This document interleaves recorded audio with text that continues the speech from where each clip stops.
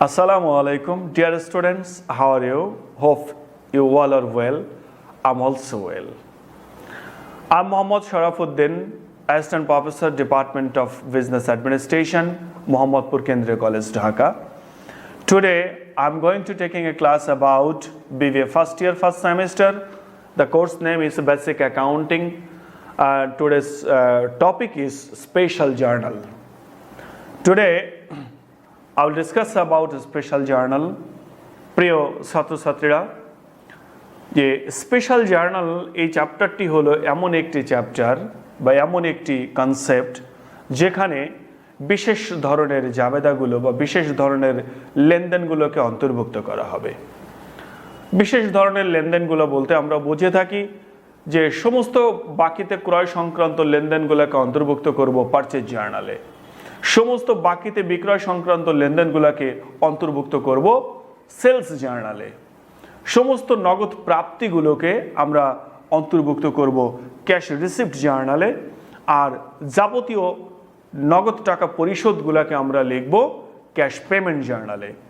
আমি আজকে একটি অঙ্ক সমাধান করাবো ক্যাশ রিসিপ্ট জার্নাল সংক্রান্ত, আর এই চ্যাপ্টার থেকে ক্যাশ রিসিপ্ট, ক্যাশ পেমেন্ট এই ধরনের অঙ্কগুলো সবচেয়ে বেশি আসে।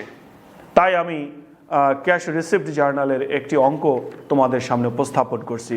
Now I am going to discuss about the problem. Grader Company's chart of accounts includes the following selected accounts: cash, accounts receivable, merchandise inventory, Grader capital, sales discount, cost of goods sold. 1 April 1, the accounts receivable ledger of Grader Companies showed the following balances: Ausden, Chelsea, Eggleston and Bias. The April transaction involving the receipts of cash were as follows. Some transactions are here. Instruction A: journalize the transaction above in a 6-column cash receipt journal, with column is for cash debit, sales discount debit, accounts receivable credit, sales credit, other accounts credit, and cost of goods sold debit, merchandise inventory credit, food and cross food the journal. প্রিয় ছাত্রছাত্রীরা, এখানে grader কোম্পানির কিছু লেনদেন দেওয়া আছে। April মাসের 1 তারিখে এই গ্রেডার কোম্পানির খতিয়ানের কিছু উদ্বৃত্ত দেওয়া ছিল যে আমরা বিভিন্ন দেনাদারের কাছে টাকা পাই, এর মধ্যে একজন দেনাদারের নাম অসডেন, ওর কাছে টাকা পাই সেটা দেওয়া আছে। চেলসি, তার কাছে টাকা পাই সেটা দেওয়া আছে। এগলস্টনের কাছে টাকা পাই সেটা আছে। বায়াজের কাছে টাকা পাই এটা দেওয়া আছে, এবং কিছু লেনদেন দেওয়া আছে। তোমাকে প্রথমে বলছে 6 কলাম ক্যাশ রিসিপ্ট জার্নাল তৈরি করতে হবে। আমি চলে যাচ্ছি। 6 column cash receipt journal, requirements A: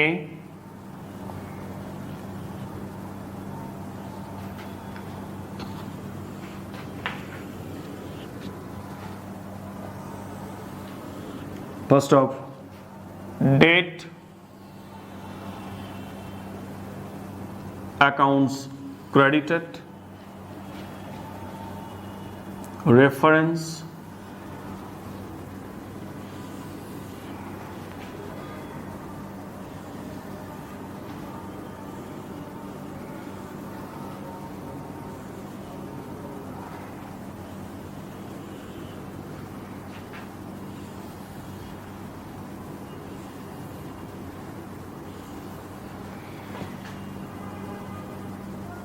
cash receipt journal, date, accounts credited, reference, debit, cash, sales discount, credit,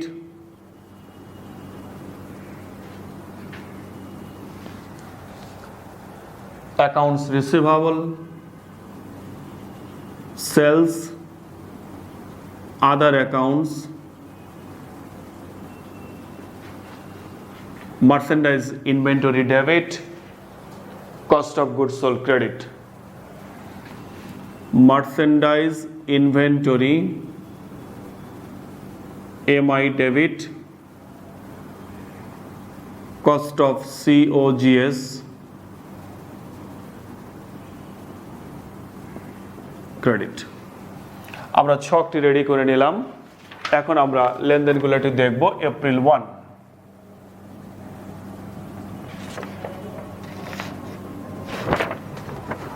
the owner or grader invested additional cash in the business টাকা 7,200. এই কোম্পানির মালিক grader সে ব্যবসায় 7,200 টাকা বিনিয়োগ করলো, তার মানে ব্যবসায় মূলধন বাবদ 7,200 টাকা আসলো। যদি মূলধন আনা হয় তাহলে জাবেদা হয় ক্যাশ ডেবিট ক্যাপিটাল ক্রেডিট। আমি এখানে কি বলছি? Accounts credited. কাকে ক্রেডিট করলাম? ক্যাপিটালকে ক্রেডিট করলাম, তো লিখবো ক্যাপিটাল। দেখো এটা সিম্পলি যদি এটা জাবেদা লিখি, ক্যাশ ডেবিট ক্যাপিটাল ক্রেডিট, তাহলে আমরা ক্যাপিটাল ক্রেডিট করছি, এখানে আমরা ক্যাপিটাল লিখলাম। ক্যাশ ডেবিট, দেখো এই যে ডেবিট কলামে ক্যাশ রয়েছে, আমি ক্যাশ কলামে টাকা লিখবো 7,200। ক্যাপিটাল ক্রেডিট, দেখো ক্রেডিটে ক্যাপিটাল নামে কোনো কলাম নেই, যখন কলাম থাকবে না তখন আদার্স অ্যাকাউন্টে লিখে দেব 7,200। April 4, received check for payment of account from buyers less 2% cash discount. Baez নামক এক দেনাদারের কাছে আমরা টাকা পাই, আমার উপরে দেওয়া আছে বায়েজের কাছে আমার 1,800 টাকা পাওনা ছিল। এই 1,800 টাকার আমরা 2% ডিসকাউন্টে আমরা রিসিভ করেছি। আমরা যদি রিসিভ করি টাকা আমাদের কাছে আসবে, তাহলে জাবেদা দাঁড়াবে ক্যাশ ডেবিট, আর আমি 2% কম পাবো, কম পাইলে এটা আমার জন্য লস, তাই ডিসকাউন্ট বা সেলস ডিসকাউন্ট ডেবিট, আর এটা দেনাদারের কাছ থেকে টাকা পাচ্ছি অ্যাকাউন্টস রিসিভেবল ক্রেডিট। তাহলে দেখো এই 1,800-কে 2% করলে 36 টাকা, তা আমার 1,800 থেকে যদি 36 লেস করে দেই তাহলে 1,764 এই আমার দাঁড়ায়। এইটাকে যদি আমরা এখন এখানে একটু পোস্টিং দেই, দেখো অ্যাকাউন্টস ক্রেডিটেড, কাকে ক্রেডিট করছি? অ্যাকাউন্টস রিসিভেবলকে, এবং এই দেনাদারের নামটা হলো বায়ার্স। দেখো ক্যাশ ডেবিট, এই যে ডেবিটে ক্যাশ আছে, ক্যাশের কলামে টাকা লিখে দেব 1,764। সেলস ডিসকাউন্ট ডেবিট, এই ডেবিটে সেলস ডিসকাউন্ট আছে, এখানে 36 লিখবো। Accounts receivable credit, credit accounts receivable আছে, এখানে লিখে দেব 1,800। April 5, received check for 920 in payment of invoice number 307 from Eagleston Company. আবার ইগলস্টনের কাছ থেকে আমরা টাকা পেয়েছি, ইগলস্টনের কাছ থেকে টাকা পেয়েছি। ইগলস্টন আমার একজন দেনাদার, ওর কাছ থেকে আমি 920 টাকা পেলাম। তা আমি দেনাদারের কাছ থেকে টাকা পাইলে আমার কাছে টাকা আসবে, টাকা সম্পদ আসলে ডেবিট করতে হবে, ক্যাশ ডেবিট, আর আমি দেনাদারের কাছ থেকে পেয়েছি অ্যাকাউন্টস রিসিভেবল ক্রেডিট। দেখো আমি অ্যাকাউন্টস ক্রেডিটেড, কাকে ক্রেডিট করছি? অ্যাকাউন্টস রিসিভেবলসকে, তাই লিখবো অ্যাকাউন্টস রিসিভেবল। এখানে পেয়েছি ইগলস্টনের কাছ থেকে, আমরা এখানে এটা লিখবো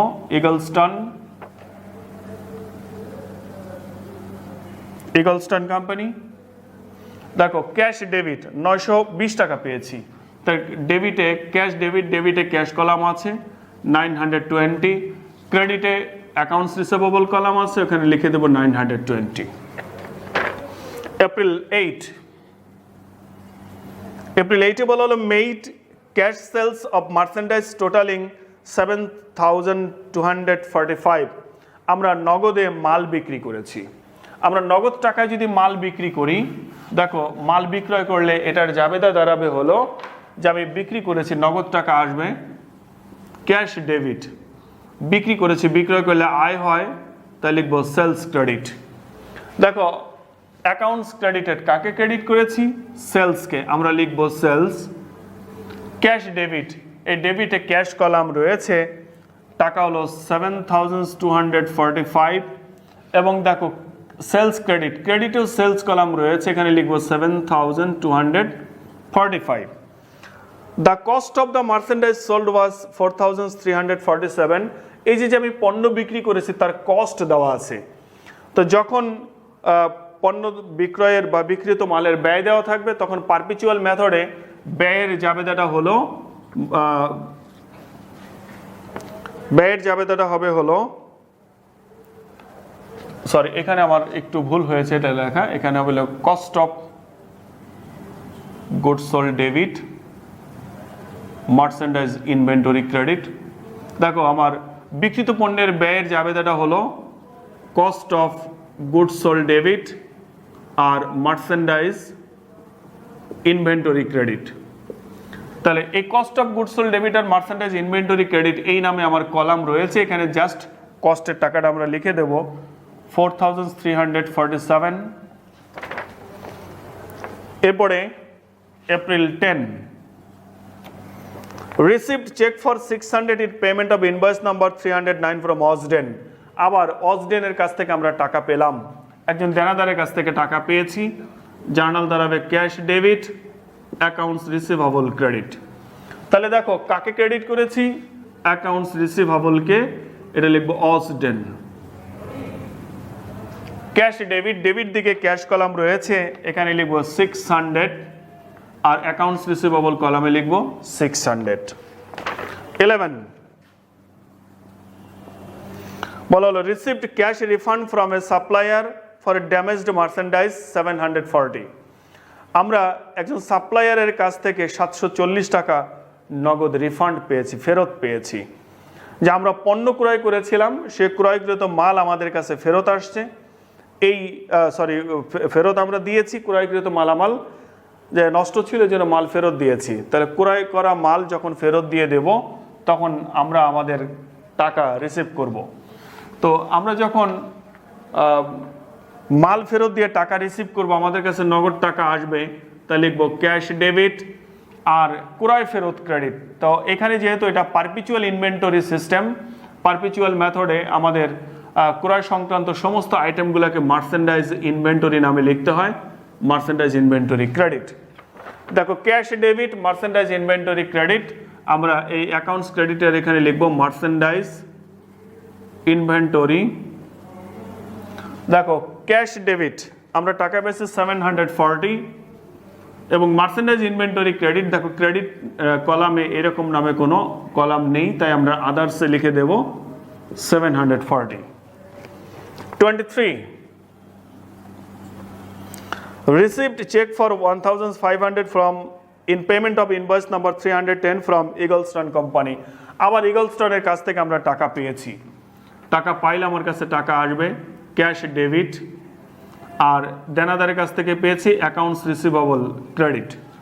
দেখো কাকে ক্রেডিট করলাম, অ্যাকাউন্টস রিসিভেবলকে, আর কার কাছ থেকে পেয়েছি, ইগলস্টনের কাছ থেকে। Cash debit 1,500, accounts receivables credit 1,500। 29 last item, received check for payment of account from Chelsea. এবার চেলসির কাছ থেকে টাকা পেয়েছি, আবার একজন দেনাদারের কাছ থেকে টাকা পাবো, তো টাকা পেয়েছি দেনাদারের কাছ থেকে, এই জাবেদাটাই হবে cash debit accounts receivable credit. 29 তো এখানে লিখবো অ্যাকাউন্টস রিসিভেবল চেলসি।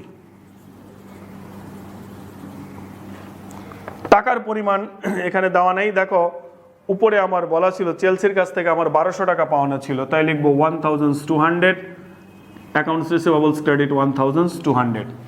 আমার অঙ্কটির সমস্ত আইটেমগুলো লেখা শেষ হলো, এখন আমরা একটু কাউন্টিং করে দেখব আমার কত টাকা আসে। প্রথম যে যোগফলটা আছে এটার নাম হবে ফুট। আমরা যদি যোগ করি তাহলে দেখো 7,200 প্লাস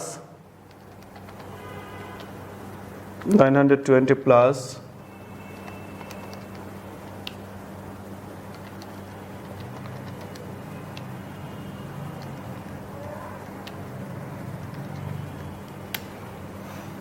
21,169 36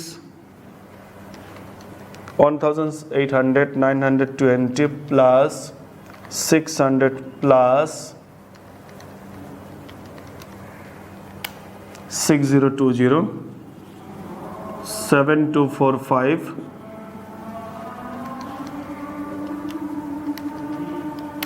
7940 4347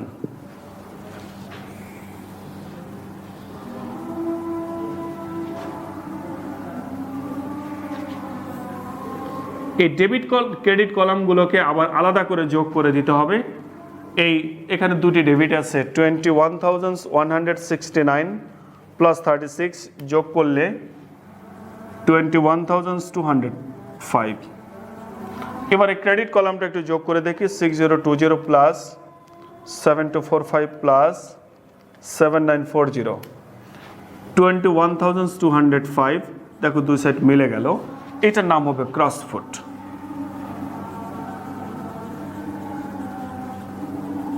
আমার রিকোয়ারমেন্টস এ শেষ হলো, এখন আমি রিকোয়ারমেন্টস বি তে চলে যাব। বি নম্বর রিকোয়ারমেন্টসে বলা হলো insert the beginning balance in the accounts receivable control and subsidiary accounts and post the April transactions to this accounts. এই যে আমরা ক্যাশ রিসিভ জার্নাল করলাম, এখন এই জার্নালগুলোকে আমরা লেজারে পোস্টিং দেব। তো প্রথমে বলছে যে তুমি একটা অ্যাকাউন্টস রিসিভেবল কন্ট্রোল লেজার করো, তারপর এখান থেকে একটা সাবসিডিয়ারি লেজার আমাদের তৈরি করতে হবে। আমরা এখন যদি এই কাজটা যদি একটু করি, দেখো রিকোয়ারমেন্টস বি অনেক ইজি। আমরা একটা টি এর মাধ্যমে করব। টি এখানে লিখব অ্যাকাউন্টস রিসিভেবল কন্ট্রোল অ্যাকাউন্ট।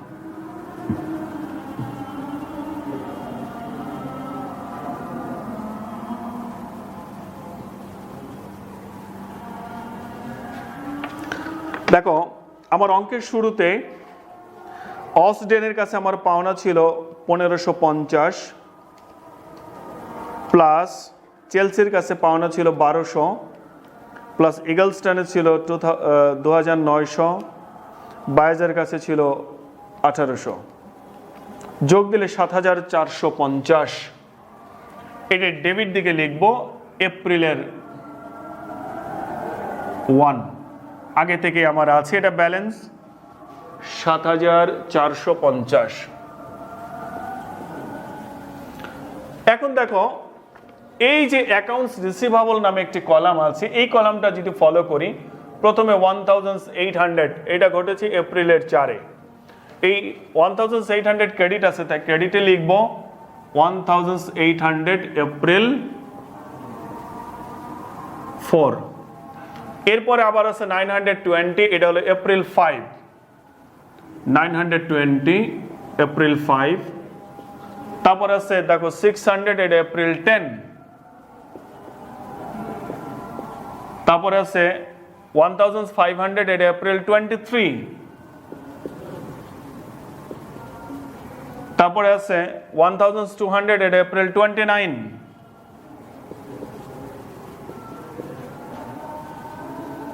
এখন যদি আমরা এই লেজারটাকে যদি যোগ বিয়োগ করি, তাহলে দেখো 1800 প্লাস এটার যোগফল আমার এখানে আছে 6020, এখানে 7450। তাহলে দেখো আমার ডেবিট দিকে টাকা বেশি আছে। কত টাকা বেশি আছে? 7450 থেকে যদি আমি 6020 বিয়োগ দিই, তাহলে এখানে 1430 এই পরিমাণ টাকা এখনো আমার ব্যালেন্সে রয়ে গেছে। আমার অ্যাকাউন্টস রিসিভেবল কন্ট্রোল অ্যাকাউন্টটা শেষ হয়ে গেল। এখন আমরা সাবসিডিয়ারি অ্যাকাউন্টসগুলো একটু তৈরি করব। তো আমরা একটু লিখে নেব সাবসিডিয়ারি লেজার। সাবসিডিয়ারি লেজারে আমরা এইখানে এই যে যতগুলো অ্যাকাউন্টস রিসিভেবল আসছে, প্রত্যেকের নামে একটা করে অ্যাকাউন্টস আমরা তৈরি করব। অ্যাকাউন্টস রিসিভেবল আমার দেখো প্রথমে অ্যাকাউন্টস রিসিভেবলসটা আছে বায়েজের সঙ্গে। বায়েজ আমার বায়েজের কাছ থেকে পাওনা টাকার পরিমাণ উপরে দেওয়া আছে অঙ্কের মধ্যে 1800, এটা এপ্রিলের 1-এ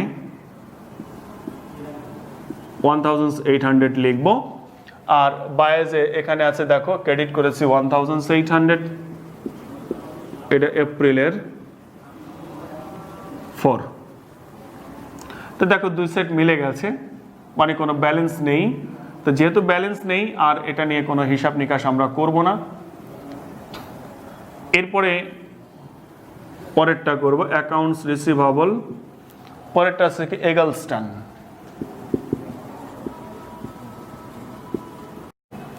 এখন দেখো আমার পরবর্তী লেজারটা আমরা এগলস্টনেরটা করব, অ্যাকাউন্টস রিসিভেবল এগলস্টন এপ্রিল 1। ইগলস্টনের কাছে আমার কত টাকা পাওনা ছিল, উপরে দেওয়া আছে 2900। আমরা যদি একটু দেখি ইগলস্টনের সঙ্গে আমার এপ্রিল 5-এ আমাদের লেনদেন হয়েছে। এটা দেখো অ্যাকাউন্টস রিসিভেবলসে ক্রেডিটে আছে, তাই ক্রেডিট দিকে লিখবো 920। এটা হলো এপ্রিল 5। আবার ইগলস্টন কোথায় আছে, এই যে ইগলস্টন আছে এপ্রিল 23-তে, এখানে 1500 এপ্রিল 23। এখন যদি দুটি যোগ করে দেই, এখানে ইগলস্টনের সঙ্গে আর কোনো লেনদেন নেই। 920 প্লাস 1500 2420। এখন দুটি যদি যোগ বিয়োগ করে দেখি, দেখো ডেবিট পাশে টাকা বেশি আছে 480। এরপরে আমরা আরেকটা লেজার তৈরি করব, হলো অ্যাকাউন্টস রিসিভেবল। দেখো পরেরটা কি আছে, বায়াস গেছে, ইগলস্টন গেছে, এবার অসডেন। আবার এপ্রিল 1। অসডেনে আমার অঙ্কের শুরুতে দিয়ে দেওয়া আছে ওর কাছে পাওনা হলো 1550। এই অসডেনের সঙ্গে লেনদেন হয়েছে এপ্রিলের 10, দেখো ক্রেডিট হয়েছে 600 এপ্রিল 10। অসডেনের সঙ্গে আর কোনো লেনদেন নেই, তো যেহেতু দুটা মিলেনি তাই এখানে ব্যালেন্স বের হবে। দেখো ডেবিট দিকে টাকা বেশি আছে, 1550 থেকে যদি 600 বিয়োগ দেই তাহলে 950 টাকা। এবার পরবর্তীটা দেখো, আমার বায়াস গেল, এগলস্টন গেল, অসডেন গেল, এখন বাকি আছে Chelsea. Accounts receivable Chelsea April 1। চেলসির কাছে আমাদের পাওনা হলো 1200। দেখো এখানে চেলসির সঙ্গে লেনদেনটা 29-এ আসছে, এটা ক্রেডিটে আছে 1200 এপ্রিল 29। দেখো এদিকে দুই সাইড মিলে গেছে, কোনো কম বেশি নেই, বিধায় এখানে আর ব্যালেন্স বের করতে হবে না। আমার রিকোয়ারমেন্টস বি শেষ হয়ে গেল। এরপর requirement C, prove the agreement of the control account and subsidiary account balance. এই যে দেখো কন্ট্রোল অ্যাকাউন্টের ব্যালেন্সগুলো এটা আসছে, আর সাবসিডিয়ারি লেজারের প্রত্যেকটার ব্যালেন্স আমার এখানে রয়েছে, এটাকে এখন প্রুফ করতে হবে। রিকোয়ারমেন্ট সি,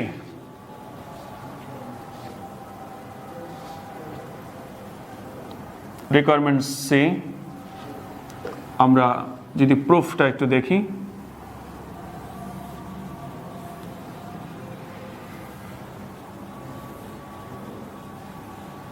এটা লিখবা কন্ট্রোল অ্যাকাউন্ট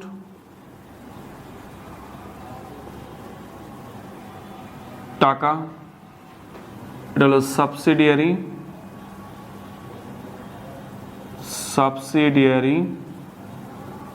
অ্যাকাউন্ট টাকা। এই দেখো অ্যাকাউন্টস রিসিভেবল কন্ট্রোল অ্যাকাউন্টের ব্যালেন্স পেয়েছিলাম 1430। এটা একটু লিখে নিই, অ্যাকাউন্টস রিসিভেবল কন্ট্রোল অ্যাকাউন্ট 1430। এখন আমরা সাবসিডিয়ারির ব্যালেন্সগুলো একটু লিখব। সাবসিডিয়ারি প্রথমটা ছিল অ্যাকাউন্টস রিসিভেবল বায়াস। দেখো বায়াসের ব্যালেন্স নাই, দুইটিকে সমান হয়ে গেছে, এটা কোনো ব্যালেন্স নেই, নীল। তারপরে অ্যাকাউন্টস রিসিভেবল এগলস্টন,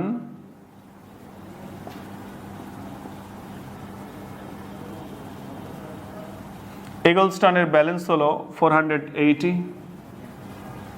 তারপরে অ্যাকাউন্টস রিসিভেবল অসডেন,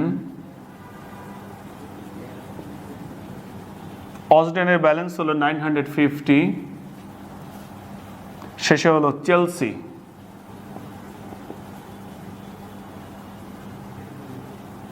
এখানে কোনো ব্যালেন্স নেই, নীল।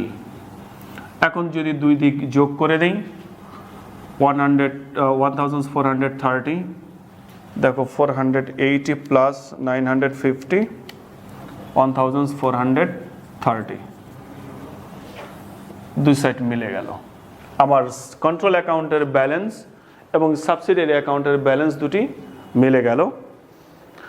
প্রিয় ছাত্রছাত্রীরা, আমার এই সমস্যাটি সমাধান করা শেষ হলো। তোমরা সবাই অঙ্কটি বাসায় বেশি বেশি প্র্যাকটিস করো, এখান থেকে একটি অঙ্ক আসবে ইনশাল্লাহ। তোমরা ভালোভাবে প্র্যাকটিস করো। আমি আজকে একটি ক্যাশ রিসিপ্ট জার্নাল করলাম, আগামী ক্লাসে আমি একটি ক্যাশ পেমেন্ট জার্নাল তোমাদেরকে দেখিয়ে দেব কিভাবে করা হয়, এবং একই প্রসেসে ক্যাশ পেমেন্ট জার্নাল করব এবং এই কন্ট্রোল অ্যাকাউন্ট সাবসিডিয়ারি লেজারও তৈরি করব এবং প্রুভও করব যে মিলে যায় কিনা। তোমরা সবাই অঙ্কটি প্র্যাকটিস করবো, আশা করি কোনো সমস্যা থাকবে না। তারপরেও যদি সমস্যা হয় তোমরা আমাকে মেসেঞ্জারে বা ফেসবুকে কমেন্টস করে একটু জানাবে, আমি তোমাদের সমস্যাগুলো সমাধান করে দেওয়ার যথাসাধ্য চেষ্টা করব। স্টে হোম, স্টে সেফ, আল্লাহ হাফেজ।